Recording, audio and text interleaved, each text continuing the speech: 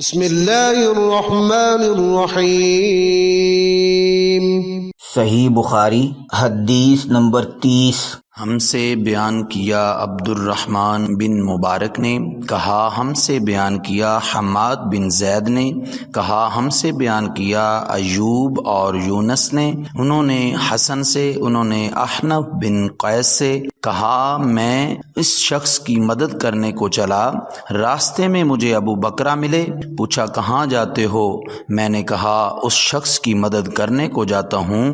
ابو بکرہ نے کہا اپنے گھر لوٹ جاؤ، میں نے نبی کریم صلی اللہ تعالی علیہ وبارک وسلم سے سنا ہے، آپ صلی اللہ علیہ وآلہ وسلم فرماتے تھے جب دو مسلمان اپنی اپنی تلواریں لے کر بھڑ جائیں تو قاتل اور مقتول دونوں دوزخی ہیں۔ میں نے عرض کیا یا رسول اللہ صلی اللہ علیہ وآلہ وسلم، قاتل تو خیر ضرور دوزخی ہونا چاہیے، مقتول کیوں؟